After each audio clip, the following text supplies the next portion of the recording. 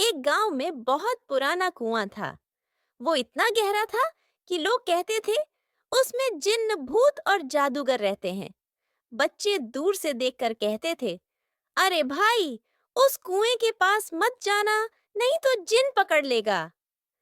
پھر ایک دن گاؤں میں آیا بابا خیر دین، سر پر بڑی سی ٹوپی، سفید لمبی داڑھی اور ہاتھ میں جادو کی چھڑی۔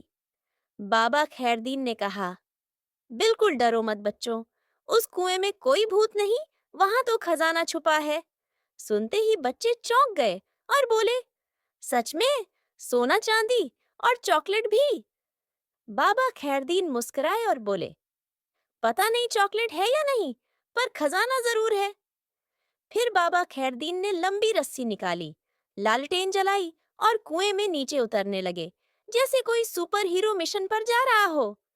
نیچے جا کر دیکھا تو ایک بڑا سا دروازہ تھا، اس پر لکھا تھا، خزانہ صرف بہادر اور ایماندار کو ملے گا۔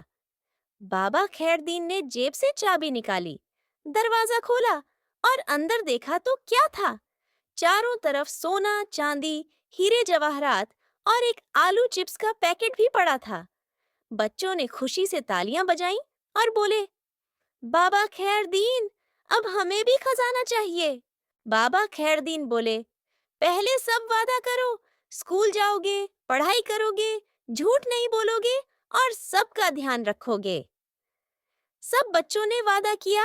گاؤں میں اسکول بنا، پارک بنے، اسپتال بنا اور سبھی لوگ بہت خوش ہوئے۔